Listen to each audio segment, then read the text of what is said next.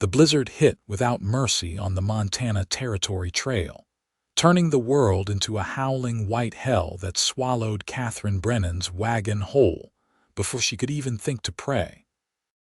Katherine pulled the reins hard, her fingers already numb despite the leather gloves she wore, as her two horses stumbled through snow that was quickly climbing past their knees. The wind screamed across the open plains with a fury that seemed personal, vindictive, as though nature itself had decided this particular widow deserved no kindness. She had been traveling from Independence, Missouri, to meet her late husband's family in Helena, a journey she had delayed for months after Thomas died. Now, caught in this February storm of 1883, she wondered if she would join him sooner than anyone expected. The wagon lurched sideways as one wheel caught on something buried beneath the snow. Katherine cried out, gripping the bench seat as the whole contraption tilted at a dangerous angle. Her breath came in sharp gasps, each inhale burning her lungs with cold so intense it felt like swallowing knives. She could barely see 5 feet ahead through the whiteout conditions, and the light was fading fast. Another hour, maybe less, and full darkness would descend. She would freeze to death out here, alone, just another tragedy on the unforgiving frontier. "Please," she whispered, though whether she was praying or simply speaking to the storm itself, she did not know. "Please, I cannot die here." As if in answer, a shape emerged from the swirling white ahead. At first, Katherine thought it was a trick of the storm, but as her wagon crept forward, the shape solidified into a dark form atop a horse. A man, broad-shouldered and bundled against the cold, sat motionless as snow accumulated on his hat and coat. He raised one hand, and Katherine pulled back on the reins, bringing her struggling team to a halt. "You cannot go forward," the man shouted over the wind, his voice deep and commanding despite the storm trying to steal his words. "This trail dead ends at a canyon edge half a mile ahead. You will drive straight over if you keep on." Katherine's heart hammered in her chest. She tried to respond, but her teeth were chattering too violently. The man urged his horse closer, and she could make out more details now. He was tall, with a strong jaw shadowed by several days of dark stubble, and eyes that were a startling shade of blue-green, like creek water reflecting summer sky. Even bundled in a heavy coat and scarf, he carried himself with the easy confidence of someone who belonged to this harsh land. "My shelter is a quarter-mile east," he called out. "Follow me and stay close. We lose sight of each other in this, and you will not survive the night." He did not wait for her agreement, simply turned his horse and began moving perpendicular to the direction she had been traveling. Katherine hesitated only a moment before snapping the reins and urging her team to follow. What choice did she have? The man was right. Alone, she would certainly die. With him, she at least had a chance. The quarter-mile felt like 10. The wind battered them from all sides, and more than once Katherine lost sight of the man ahead. Each time, panic seized her throat, but then his shape would materialize again through the white curtain and she would push forward. Her hands had lost all feeling. Her face felt frozen, the skin tight and burning. Ice had formed on her eyelashes, and she had to keep blinking hard to clear her vision. Just when she thought she could not endure another moment, a structure appeared ahead.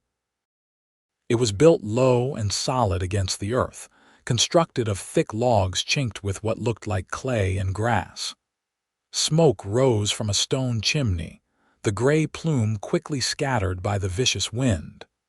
The man dismounted and immediately came to her wagon, reaching up to help her down. "Can you walk?" he asked, his hands firm around her waist as he lifted her from the seat. Her legs nearly buckled when her feet hit the ground, and she would have fallen if he had not been holding her. "I have got you. Come on now, just a few more steps." He half carried her to the door of the shelter, kicked it open with one boot and brought her inside. The warmth hit her like a physical force, painful after the brutal cold. She gasped, and he guided her to a chair near the fireplace, where flames crackled cheerfully behind an iron screen. "Stay here," he ordered, already turning back to the door.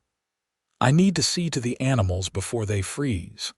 He was gone before Katherine could respond, the door slamming shut behind him and cutting off the howl of the wind. For a moment, she simply sat, her mind struggling to process that she was alive, that she was warm, that she was safe. Then, slowly, feeling began to return to her extremities, bringing with it a painful tingling sensation that made her wince. She pulled off her gloves and held her hands toward the fire, watching her white fingers gradually pink up. The shelter was small but well built and surprisingly tidy for a bachelor's residence. She could see the entire space from where she sat. A single room perhaps 20 feet square, with the fireplace dominating one wall, a narrow bed against another, a rough-hewn table with 2 chairs in the center, and shelves lined with supplies along the third wall. Hooks by the door held coats and gear, and a rifle stood propped in the corner within easy reach. Everything was practical, functional, and scrupulously clean. The door opened again, admitting a blast of cold air and snow along with the man. He shouldered it shut and began stripping off his outer layers, hanging his coat and hat on the hooks. Underneath, he wore a heavy flannel shirt, denim trousers held up by suspenders, and boots that had seen hard use but were well maintained.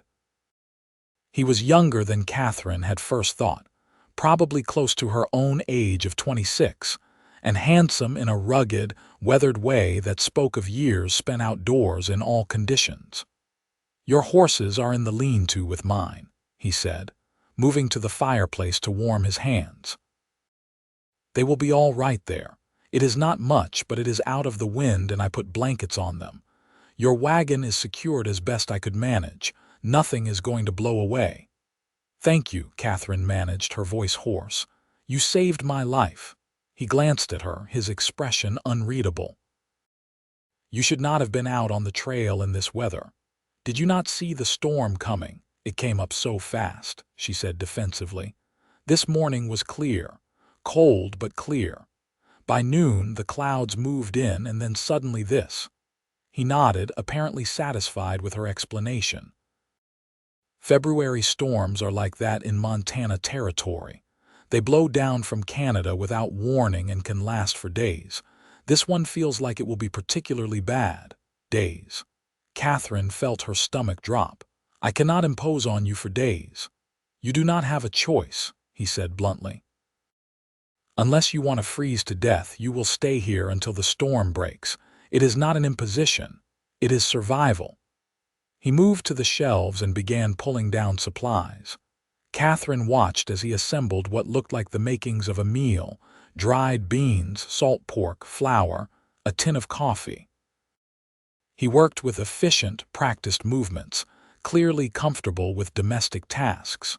Most men Katherine had known, including her late husband, had considered cooking women's work and would barely boil water for themselves. "I did not ask your name," she said after a moment. "Lucas O'Brien," he replied, not looking up from measuring coffee grounds into a pot. "I run a trap line through these parts and I guide hunting parties in the fall. This is my winter shelter, one of 3 I maintain in the territory." "Katherine Brennan," she offered. "I am traveling from Independence, Missouri to Helena. My husband passed 8 months ago and his family asked me to come live with them." Lucas did pause then, glancing at her with what might have been sympathy. "I am sorry for your loss. That is a long journey to make alone, especially in winter." "I delayed as long as I could," Katherine admitted. "I had affairs to settle and I suppose part of me was not ready to leave. Thomas and I built a life together in Independence. Leaving felt like abandoning him somehow. But you left anyway." His family was insistent. They said I needed people around me, that it was not proper for a young widow to live alone. She heard the bitterness in her own voice and tried to soften it. I am sure they meant well. Lucas set a pot of water over the fire to boil, then settled into the chair across from her. Up close, she could see that his eyes were more green than blue, with flecks of gold near the pupils. Laugh lines crinkled at the corners, though he was not smiling now. There was a scar on his right cheek, thin and pale, running from just below his eye to the corner of his jaw. His hair, dark brown and slightly too long, curled at the nape of his neck where it brushed his collar. "People always mean well," he said. "But meaning well and doing right are not always the same thing. You should have waited until spring to travel, no matter what anyone said." "Perhaps," Katherine agreed, "though it is too late now to change my decision. Lucky for you that I was checking my trap line, or you would have driven right over that canyon edge," Lucas said. "What were you thinking, traveling alone without a guide?" Katherine bristled at the censure in his tone. "I was thinking that I could not afford a guide. Thomas left me with very little, and the journey cost nearly everything I had. I sold our house, our furniture, everything we owned, and still barely had enough for supplies and the wagon." Something shifted in Lucas's expression, the judgment fading into something closer to understanding. "That is a hard thing. I am sorry. I should not have been so quick to criticize. It is just that I have seen too many people die out here from poor planning or bad luck. It makes a man sharp-tongued sometimes." The water began to boil, and he rose to add the coffee grounds, then pulled the pot to the side to steep. The rich aroma filled the small space, and Katherine's stomach growled audibly. She could not remember the last time she had eaten. Breakfast had been hardtack and jerky, consumed while traveling, and that felt like a lifetime ago. Lucas heard the growl, and the corner of his mouth twitched in what might have been amusement. "Give me an hour and I will have a proper meal ready. In the meantime, coffee will have to do." He poured her a cup in a tin mug, and she wrapped her hands around it gratefully, absorbing the warmth. The coffee was strong and black, no sugar or cream available, but it tasted like heaven after the ordeal of the storm. She sipped it slowly, feeling warmth spread through her chest and belly. Outside, the wind continued its relentless assault on the shelter, but the thick walls held firm. Katherine found herself studying Lucas as he worked, moving between the fire and his supplies with the ease of long practice. He was clearly a man used to solitude, comfortable in his own company, and yet he did not seem awkward with her presence. He simply adjusted and accommodated, making room in his space and his routine for an unexpected guest. "How long have you been trapping in Montana territory?" she asked, more to fill the silence than from burning curiosity. 6 years, Lucas replied, stirring the beans he had set to soak in hot water. "I came out from Ohio after the war, looking for something different. Tried mining for a while, but that life did not suit me. Too much time underground, too many men crowded together. Trapping lets me be alone, lets me move through the wilderness and live on my own terms." "Do you ever get lonely?" He considered the question seriously before answering. "Sometimes. But I find I prefer loneliness to the company of most people. Most folks talk too much and say too little. Out here, everything is honest. The cold is cold, the wind is wind, and an animal is what it is. No pretense, no games."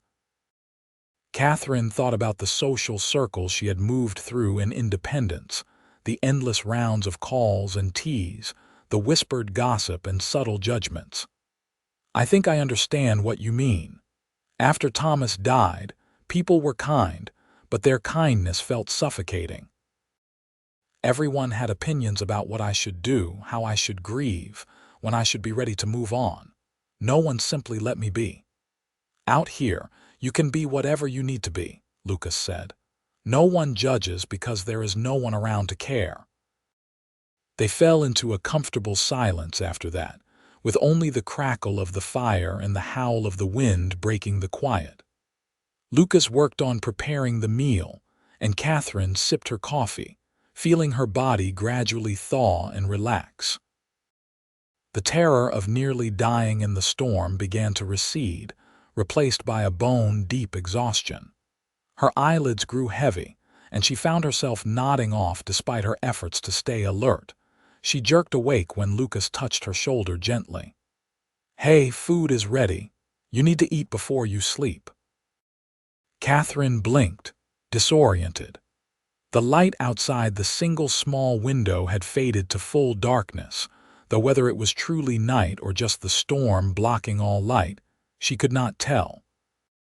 Lucas had set 2 plates on the table, each filled with beans and salt pork cooked together into a hearty stew, along with thick slices of bread fried in the pork fat.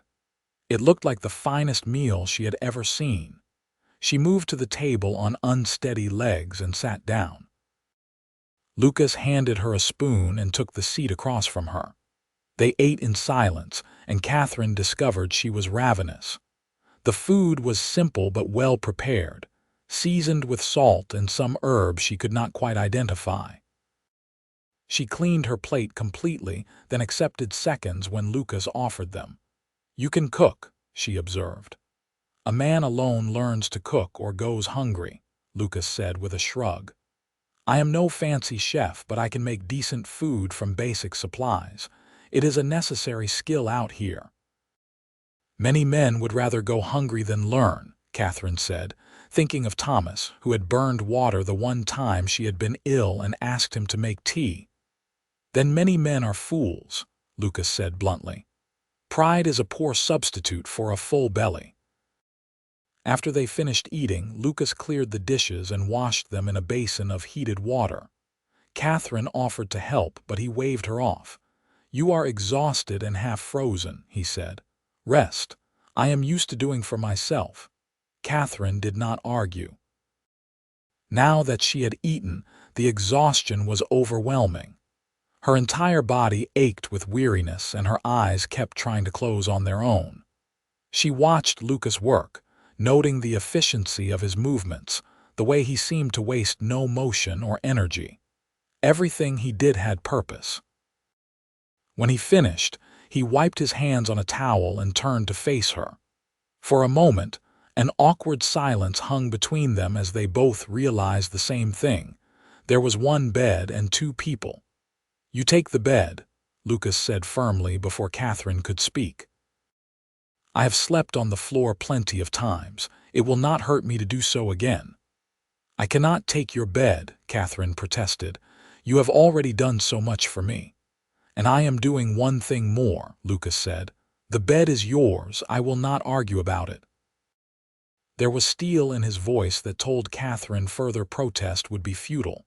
She nodded, too tired to fight. "Thank you for everything. I truly do not know what would have happened to me if you had not found me." "You would have died," Lucas said matter-of-factly. "But you did not, so there is no point dwelling on it. Sleep now. Things will look different in the morning." Katherine moved to the bed, which was narrow but looked inviting with its wool blankets and thick quilt. She sat on the edge and unlaced her boots, her fingers clumsy with exhaustion. She was still wearing her traveling dress, but she had no nightgown and was not about to undress in front of a stranger, no matter how kind he had been. She would simply have to sleep in her clothes.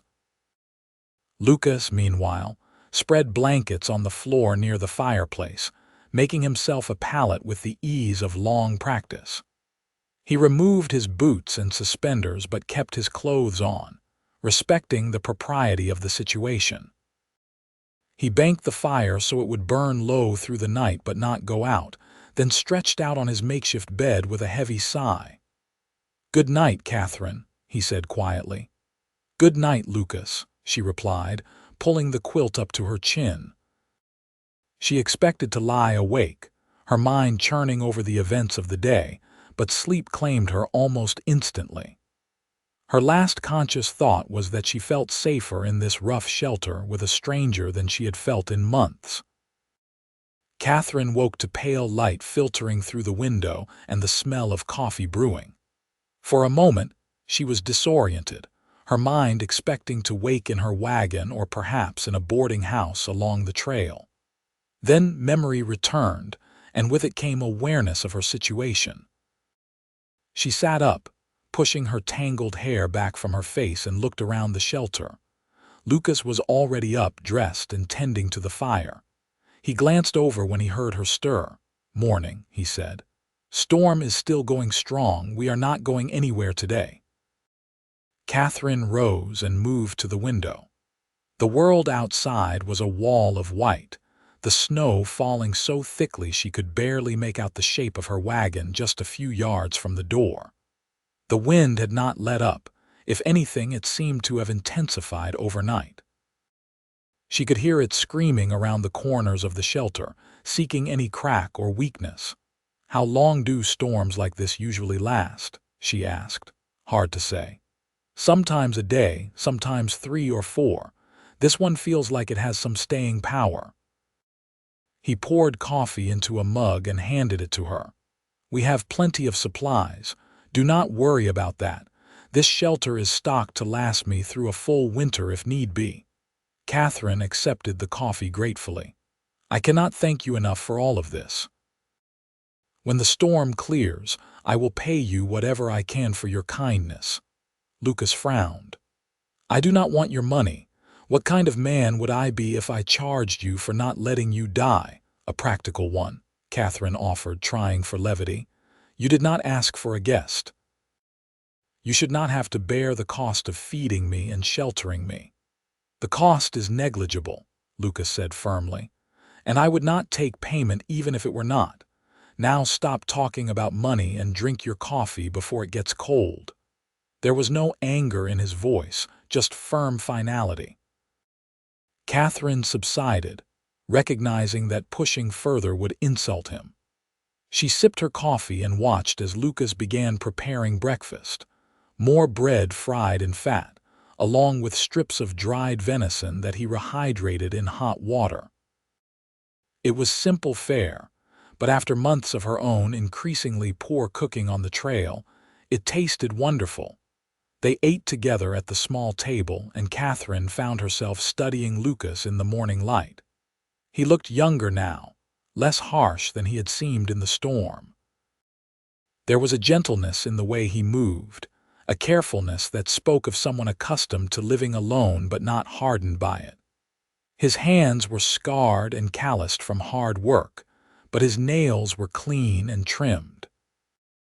He was, she realized, a man who took pride in himself even when there was no one around to see. "Tell me about trapping," she said after a while. "I know nothing about it except that it exists." Lucas looked surprised by the question, but he answered readily enough. "I run lines through the winter, checking traps every few days. Mostly beaver, some mink and fox. The pelts bring good money if you know what you are doing and can get them to market in good condition. It is hard work and lonely, but honest. I do not have to answer to anyone, and I do not have to pretend to be something I am not." "You keep saying that," Katherine observed. "About pretending. Were you someone else before you came here?" Lucas was quiet for a long moment, and Katherine thought he would not answer. Then he said, "My father wanted me to be a lawyer like him. He had my whole life planned out. School, then law practice, then marriage to the right kind of woman from the right kind of family. After the war, I tried to be what he wanted. I went to school, I studied, I courted the girl he chose. But I was miserable every single day. So one night I packed a bag and left, came west and never looked back." "Do you ever regret it?" "Not once," Lucas said without hesitation. "The mountains and forests are worth 10,000 stuffy parlors and dinner parties." Katherine thought of her own life, the constraints and expectations that had shaped it. "Thomas was a good man," she said slowly. "But sometimes I felt like I was playing a role rather than living a life. Does that make sense?"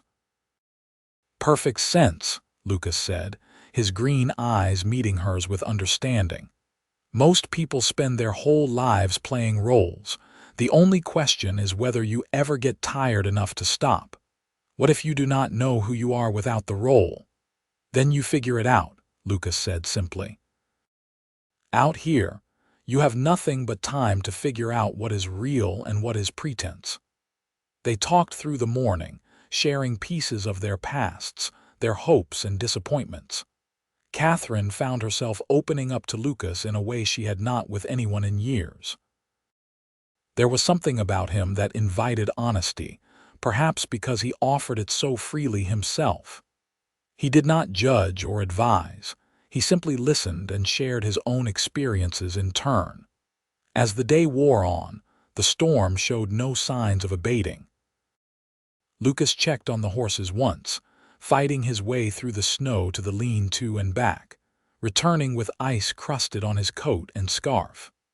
He reported that the animals were fine, huddled together for warmth but calm and well-fed.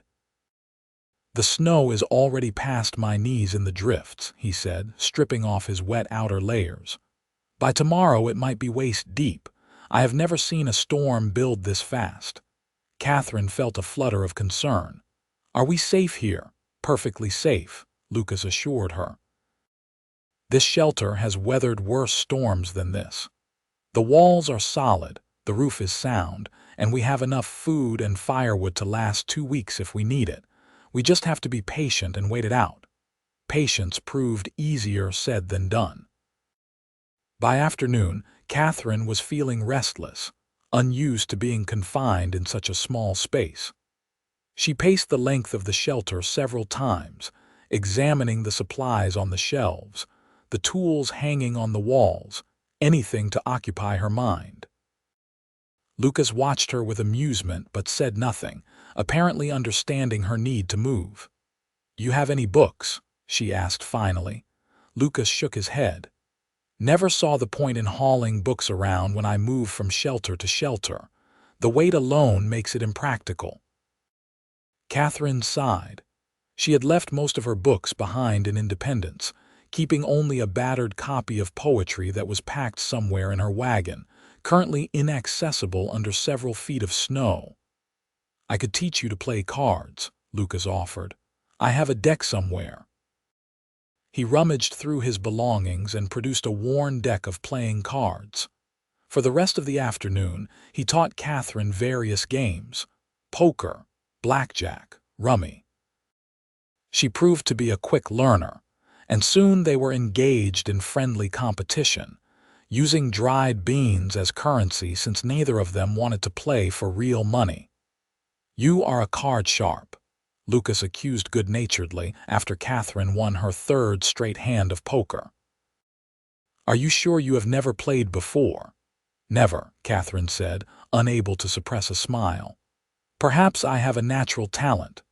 Or perhaps you are hustling me," Lucas said, but he was smiling too, a genuine smile that transformed his face and made him look boyish and carefree. They played cards until dinner, which Lucas prepared while Katherine dealt practice hands of solitaire. The meal was similar to the night before, simple but hearty, and they ate by lamplight as the storm raged on outside. The wind had shifted direction, and now threw snow against the door with such force that it sounded like fists pounding for entry. After dinner, they sat by the fire, Katherine in the chair and Lucas on the floor with his back against the wall, legs stretched out toward the warmth. The lamp cast dancing shadows on the walls, and the fire crackled cheerfully. It felt strangely domestic, Katherine thought, this routine they had fallen into. Comfortable in a way that should have been impossible with a man she had known less than a day. "Tell me about your husband," Lucas said after a while. "If you want to, I mean. You do not have to if it hurts too much." Katherine considered the question. Did it hurt to talk about Thomas? She was surprised to find that it did not, at least not in the sharp, immediate way it had in the months right after his death. "Thomas was kind," she said finally. Not exciting or particularly ambitious, but steady and kind. He worked as a clerk in a shipping office, and we had a small house on the edge of town. Our life was quiet but pleasant. We were trying for children when he got sick. It started as a cough that would not go away, and within 3 months he was gone. Consumption. "I am sorry," Lucas said, and she could hear genuine sympathy in his voice. "That is a hard way to lose someone." "The worst part was feeling so helpless," Katherine admitted. "Watching him waste away and knowing there was nothing I could do. No medicine, no prayer, no bargaining with God made any difference. He just got weaker and weaker until one morning he did not wake up." Lucas was quiet for a moment. "I lost my brother to cholera during the war. It was similar, I think, watching someone fade and not being able to help. It makes you feel powerless in a way that nothing else does." "How did you get past it?" "I am not sure I did," Lucas said honestly. "I just learned to carry it differently. The grief becomes part of you after a while, not something separate that you have to fight. It is just there, woven into everything else." Katherine nodded. That matched her own experience. The sharp edges of grief had dulled over time, but it had not disappeared. It had simply become part of the landscape of her life, as present and permanent as the color of her eyes or the shape of her hands. "You think you will ever marry again?" Lucas asked. The question caught Katherine off guard. "I do not know. I have not thought much about it. Thomas has only been gone 8 months. It seems too soon to even consider." "I only asked because you said you were going to Helena to live with his family.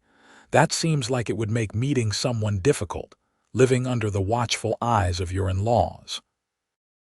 Katherine had not thought of it that way, but Lucas was right. The Brennan family would undoubtedly have opinions about if and when she should remarry, and to whom. The thought of trying to court someone while living in their house, subject to their judgment, made her feel suddenly claustrophobic. "What about you?" she asked, deflecting. "Have you ever come close to marrying?" "Once," Lucas admitted. "The girl my father chose.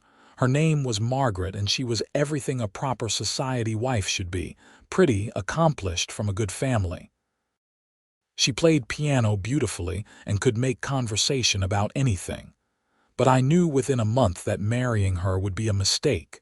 She wanted a life I could not give her, and I wanted a life that would have horrified her. What happened? I told her the truth. That I could not marry her, that it would not be fair to either of us. She was hurt, and my father was furious, but I have never regretted it. Margaret married someone else within the year, someone who could give her the life she wanted. I heard she has 3 children now and seems happy. And you came west to trap and guide and live alone." "And I came west," Lucas agreed. "No regrets." Katherine studied him in the firelight. He seemed so certain, so comfortable with his choices. She envied that certainty. Her own life felt like a series of accidents and compromises, things that had happened to her rather than choices she had made.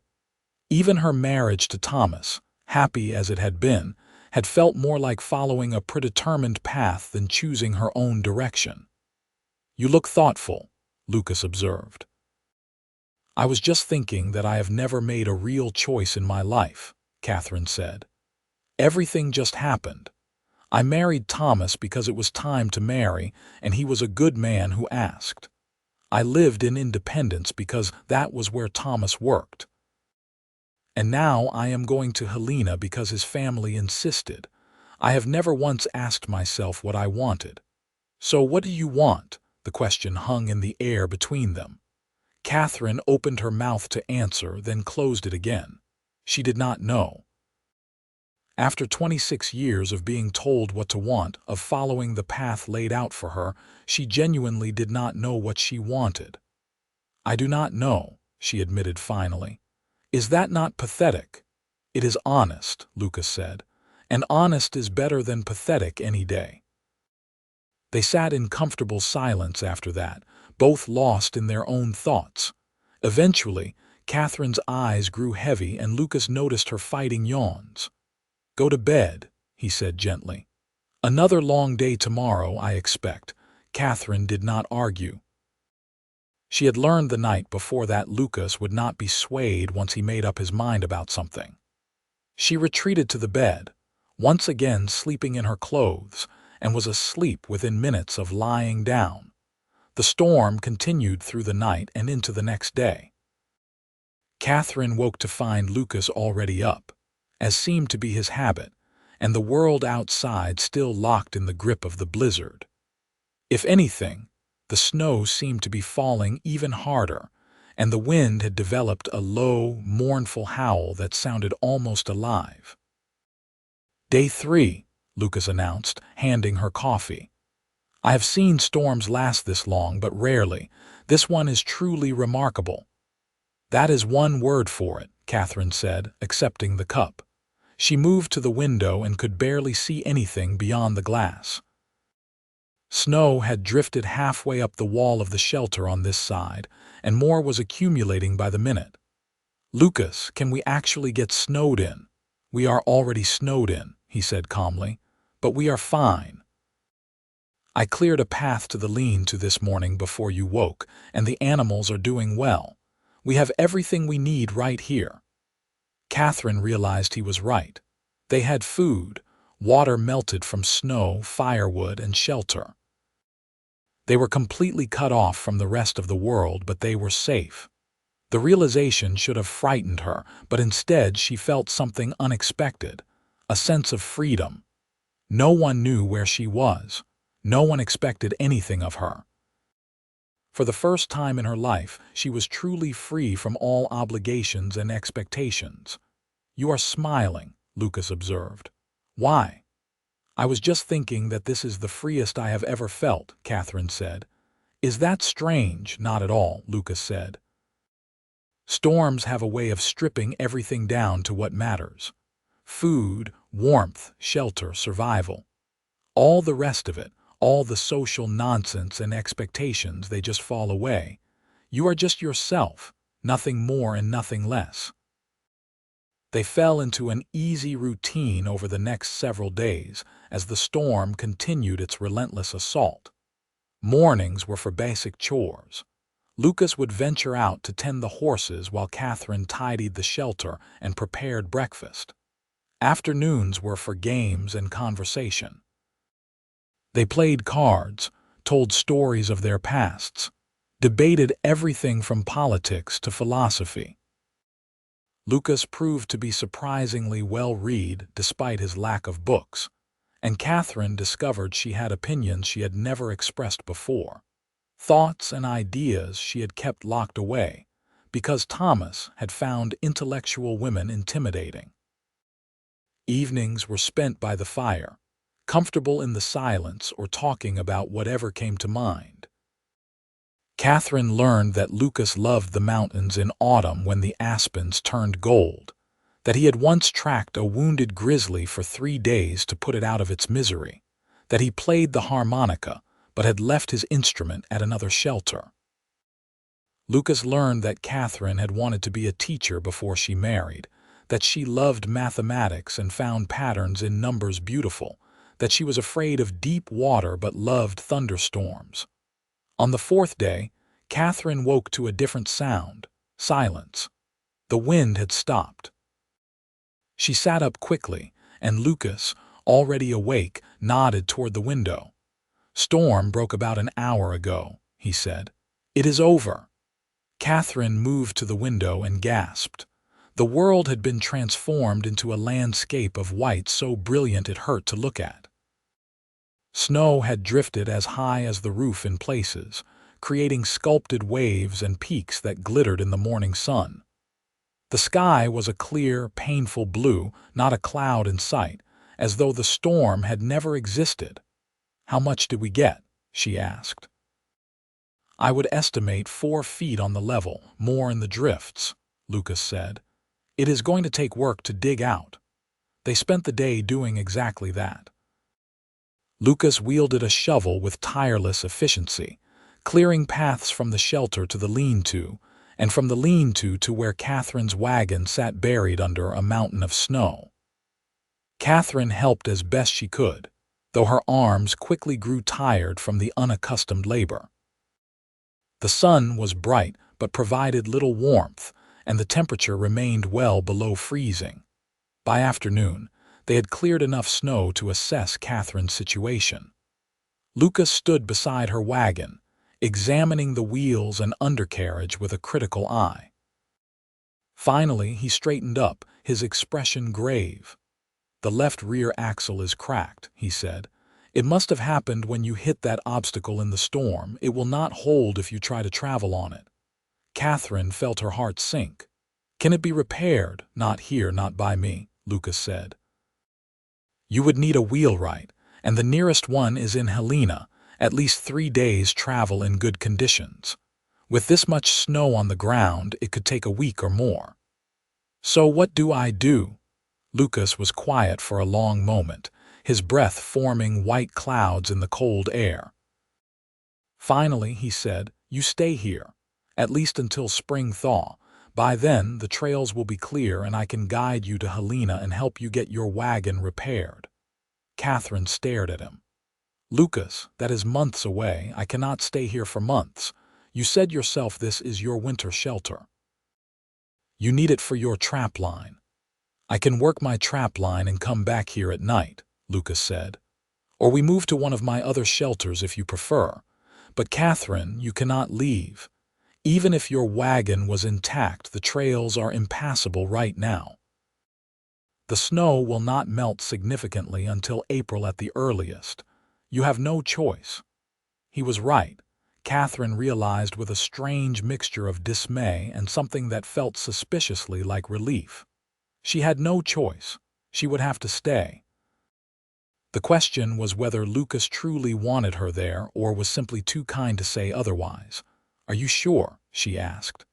"That is a long time to have a guest. I would be intruding on your solitude." Lucas looked at her directly, his green-gold eyes serious. "I would not offer if I did not mean it. Besides, these past 4 days, having you here, it has been nice. Nicer than I expected. The truth is, Katherine, I think I would like you to stay. Not just because you have to, but because I want you to." Something shifted in Katherine's chest at his words. She realized with a start that she wanted to stay too. Not because she had to, but because for the first time in her life, she was exactly where she wanted to be. "Then I will stay," she said. "Thank you, Lucas, for everything." He nodded, a small smile playing at the corners of his mouth. "Good. Now come on, we should get back inside before we freeze. I will teach you to make decent biscuits. The ones you made yesterday were like rocks." "They were not that bad," Katherine protested, laughing despite herself.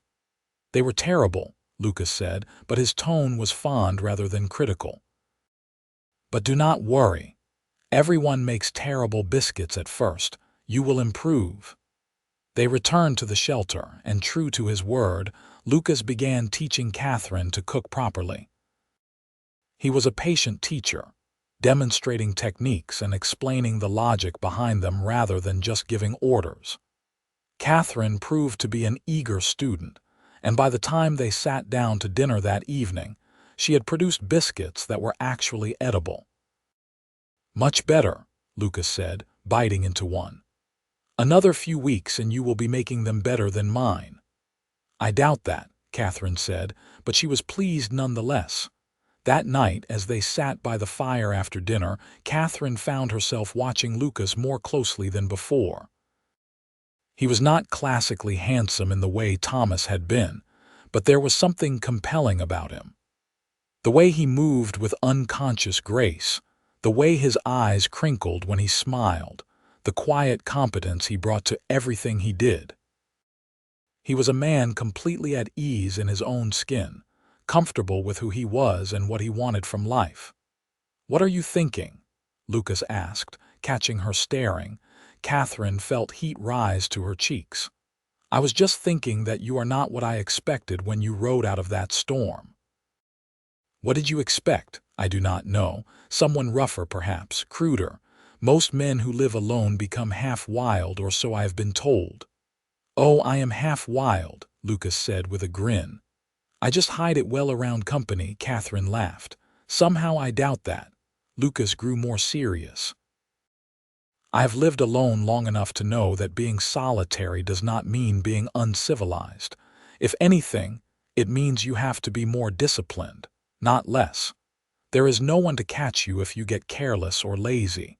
You learn to do things properly or you do not survive. Is that lonely? Not having anyone to catch you if you fall. Sometimes, Lucas admitted. But there is also freedom in it. No one to disappoint but yourself.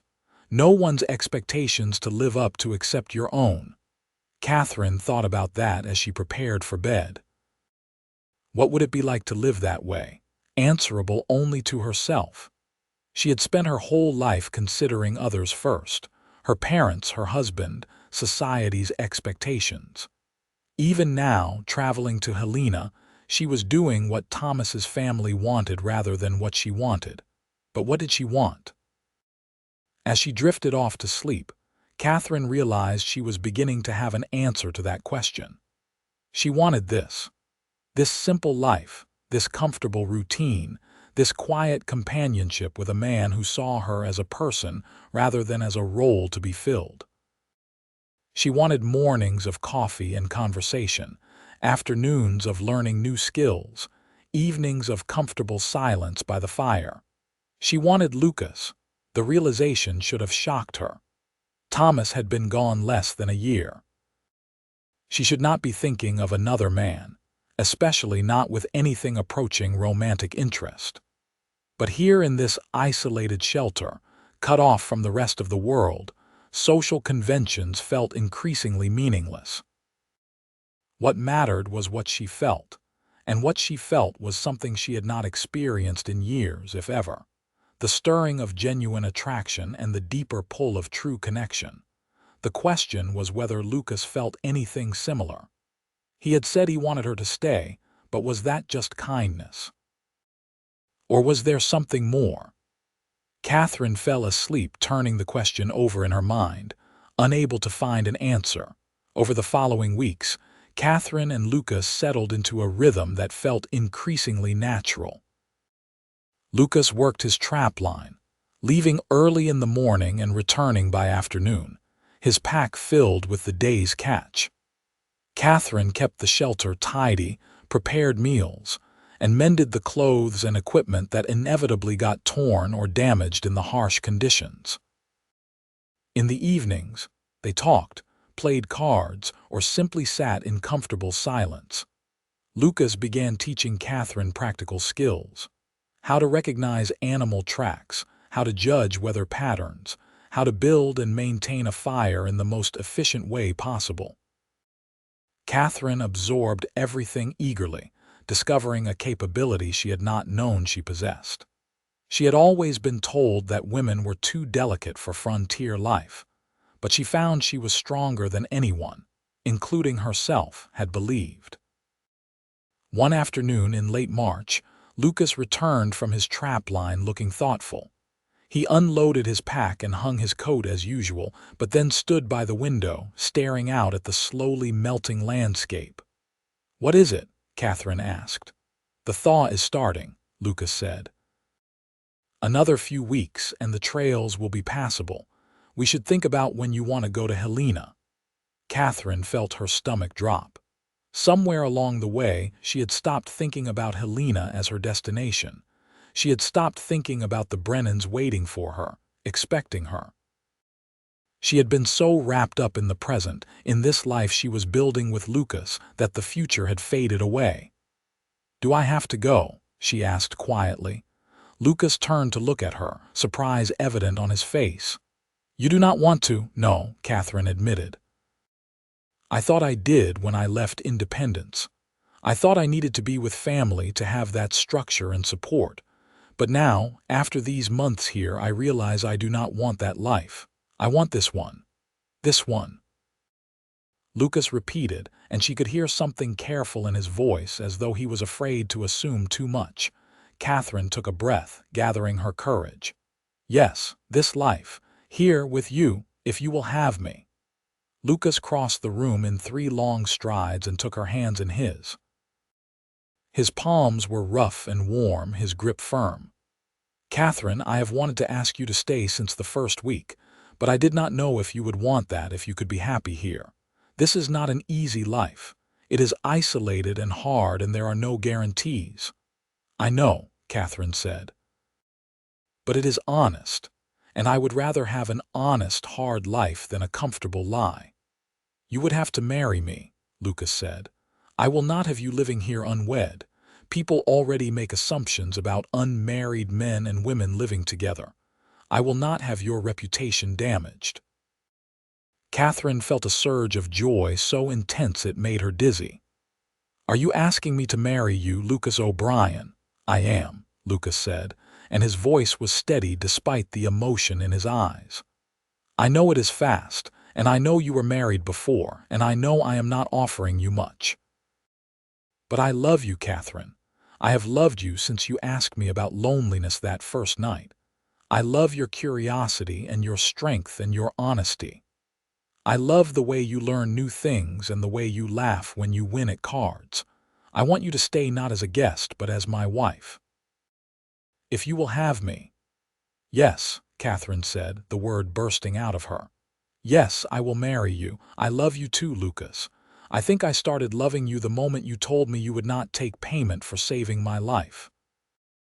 Lucas pulled her close, wrapping his arms around her, and Katherine felt like she had finally come home. Not to a place, but to a person. To this man who had saved her from the storm and then, without either of them planning it, had saved her from a life half lived. He kissed her then, gently at first and then with growing passion. Katherine had been kissed before, but never like this. Never with this intensity, this sense of rightness. When they finally broke apart, both breathless, Lucas rested his forehead against hers. I will take you to Helena, he said. We will get a proper minister to marry us, and we will get your wagon repaired.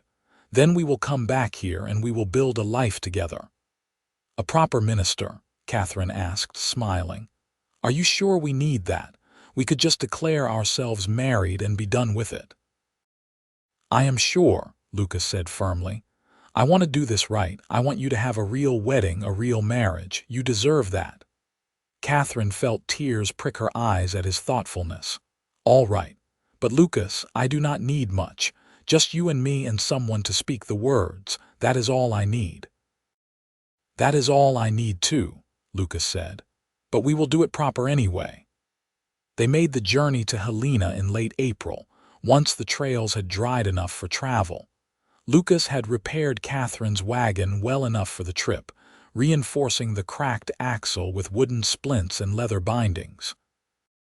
They traveled slowly, camping under the stars each night, and Katherine found she loved life on the trail with Lucas beside her.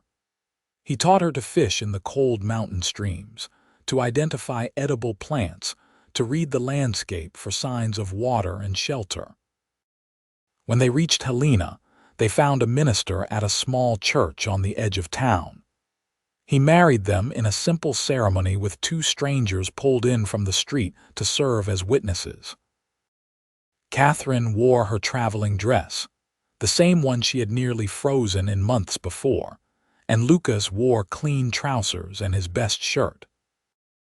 They had no rings, but Lucas gave her a smooth river stone he had found weeks ago and kept in his pocket, and Katherine gave him a lock of her hair tied with a ribbon.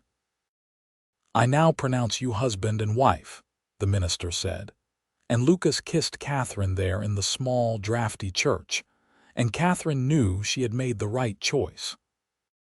They stayed in Helena only long enough to have the wagon properly repaired, and to send a letter to the Brennan family explaining that Katherine would not be coming, that she had married again, and was making a life in Montana territory. Katherine felt guilty about disappointing them, but she also felt liberated. She was choosing her own path for the first time in her life. They returned to the shelter in May, and Katherine felt like she was coming home. Over the summer, they worked together to improve their living situation. They expanded the shelter, adding a small room that would serve as storage and eventually, perhaps, as a nursery. They planted a garden which Katherine tended while Lucas worked his trapline. They acquired chickens from a homesteader willing to trade for furs, and Katherine learned to keep hens and collect eggs. The work was hard, but Katherine had never been happier. She woke each morning beside the man she loved, spent her days learning and growing, and fell asleep each night exhausted but content. This was the life she had been meant to live, and she had found it only by getting lost in a storm. In September, Katherine realized she was pregnant.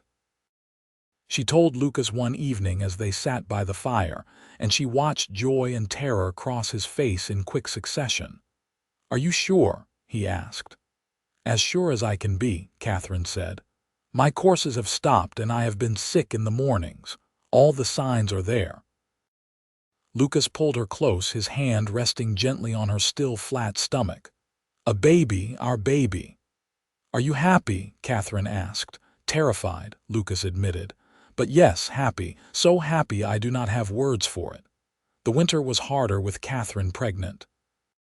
She tired more easily, and the cold seemed to seep into her bones no matter how close she stayed to the fire. Lucas was endlessly solicitous, taking over chores she had been doing, making sure she ate and rested.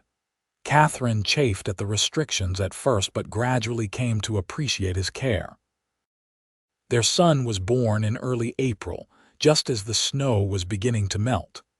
The birth was hard with only Lucas to help, but Katherine was strong and the baby healthy.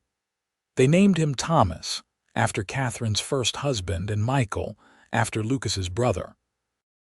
Thomas Michael O'Brien came into the world howling his displeasure at the cold mountain air, and Katherine fell in love with him instantly. Lucas proved to be a natural father, gentle and patient with the baby. Katherine would often wake in the night to find him by the fire, their son cradled against his chest, talking to the infant in a low, soothing voice. He made a cradle from bent willow branches and soft doeskin, and Katherine lined it with the softest furs. Little Thomas thrived, growing strong and healthy despite the harsh conditions. Life fell into a new rhythm that accommodated the baby. Katherine strapped Thomas to her back as she did chores, and Lucas took him on short walks once he was old enough, pointing out birds and trees and teaching him about the world even though the baby was far too young to understand. They were a family now, complete and happy. Years passed, each one blending into the next in a pattern of seasons and growth. When Thomas was 3, they had a daughter they named Alice Rose. 2 years after that came another son, Henry. Their small shelter expanded over the years until it was a proper cabin, with multiple rooms and real glass windows Lucas had hauled from Helena. The garden grew larger, and they added a proper barn for the animals. Other families began settling in the area, drawn by rumors of good trapping and decent land. Lucas and Katherine became known in the small community that developed, respected for their knowledge and their willingness to help newcomers survive their first harsh winter. Katherine taught the settlement's children reading and arithmetic in the front room of their cabin, finally realizing her old dream of being a teacher. Lucas guided hunting parties and taught trapping to those who wanted to learn. He and Katherine prospered, not with great wealth but with sufficiency and contentment. Their children grew strong and capable, at home in the wilderness in a way Katherine had never imagined possible during her old life in independence. On their 20th anniversary, Lucas and Katherine sat on the porch of their cabin, watching the sun set over the mountains. Their children were grown now, Thomas working his own trapline, Alice married to a young homesteader, and Henry apprenticed to a wheelwright in Helena. They were alone again, just as they had been at the beginning. "Do you ever regret it?" Lucas asked, taking her hand. "Staying here instead of going to Helena, living this hard life instead of something easier." Katherine thought about it seriously, as she always did when Lucas asked important questions. "Not once," she said finally. "This life, this hard, honest life with you, has been everything I never knew I wanted. You saved me from more than just a storm, Lucas. You saved me from a half-lived life." Lucas raised her hand to his lips and kissed it gently. "You saved me too. I did not even realize I was lonely until you were here, and then I could not imagine being alone again." They sat in comfortable silence as the sun painted the sky in shades of gold and pink. Somewhere in the trees, an owl hooted, and the evening breeze carried the scent of pine and wildflowers. Katherine leaned her head on Lucas's shoulder, feeling the solid warmth of him, the steady beat of his heart. "Stay with me," Lucas said softly, echoing words from 20 years ago. "As long as forever." "As long as forever," Katherine agreed, and meant it with every fiber of her being. They stayed on their mountain, growing old together, watching grandchildren arrive and learning to move more slowly but no less certainly. Lucas's hair turned silver, and Katherine's hands became spotted with age, but the love between them never diminished. If anything, it deepened, becoming something richer and more complex with each passing year.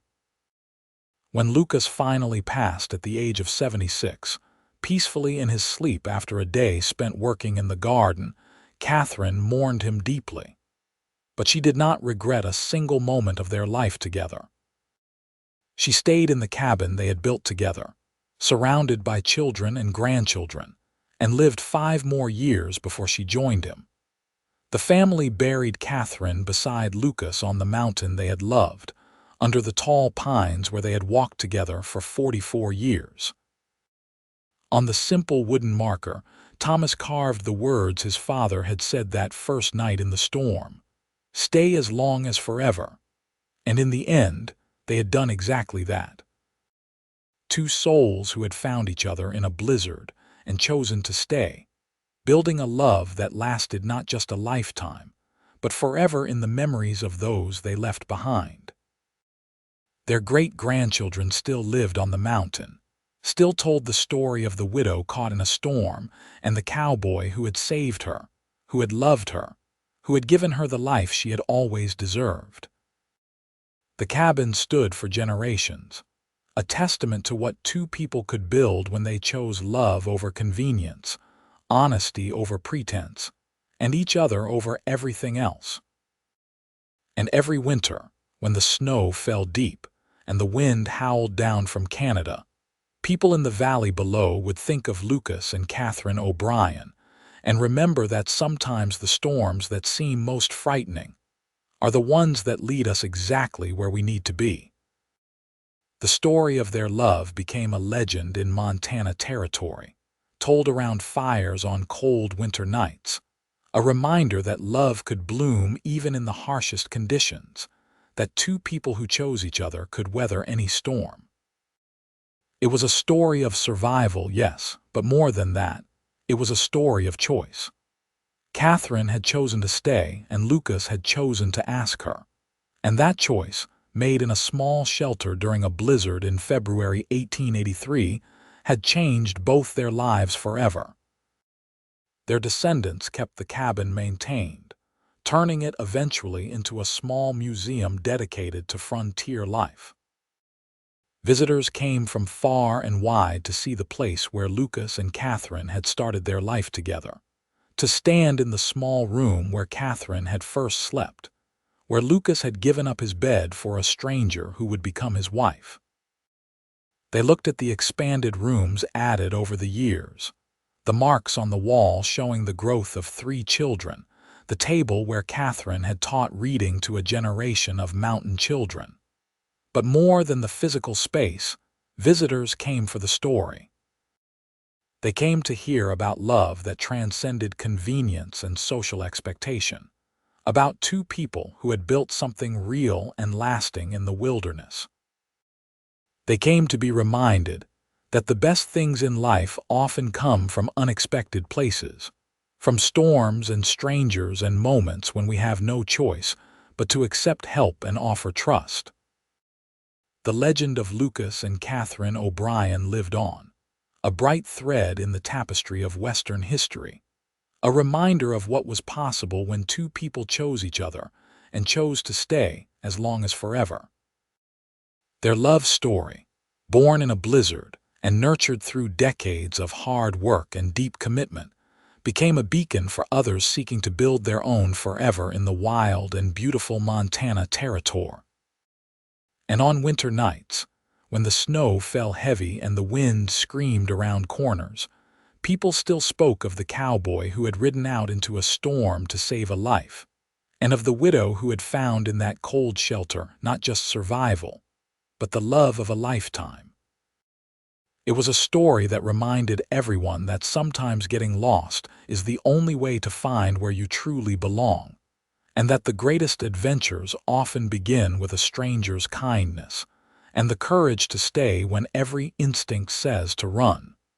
Their story ended not with death, but with legacy. With children who knew how to survive in the wilderness and grandchildren who understood the value of honest work and true love.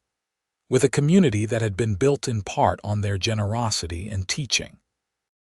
With a cabin that stood as proof that two people with nothing but each other could build a life worth living. Lucas and Katherine O'Brien had found each other in a storm, married in a simple ceremony, and lived a life that was hard but filled with love. They had faced challenges and celebrated triumphs. They had raised children and watched them grow. They had grown old together, each wrinkle and gray hair a badge of honor earned through years of choosing each other, day after day, season after season. And when the story was told to new generations, when children asked if it was really true that a cowboy had saved a widow in a storm and they had fallen in love, the answer was always yes. Yes, it was true. Yes, love like that existed. Yes, it was possible to find your forever in the most unexpected of places, with the most unexpected of people, if only you had the courage to stay when the storm passed, and the choice became yours to make. The cabin stood on its mountain, the land around it gradually settling and civilizing but never losing its wild heart. The O'Brien family continued to thrive, each generation adding their own chapters to the ongoing story. But always they remembered the beginning, the blizzard, the shelter, the cowboy who said stay, the widow who chose to remain, the love that grew from necessity into something transcendent. That was the story of Lucas and Katherine O'Brien, and it was a story with a happy ending. Not because their lives were easy or without sorrow, but because they had faced everything together, hand in hand, heart to heart, from that first moment in the storm until the last breath of the last one to go. They had stayed as long as forever, and their forever had been long and full and beautiful. And that, in the end, was all anyone could ask for.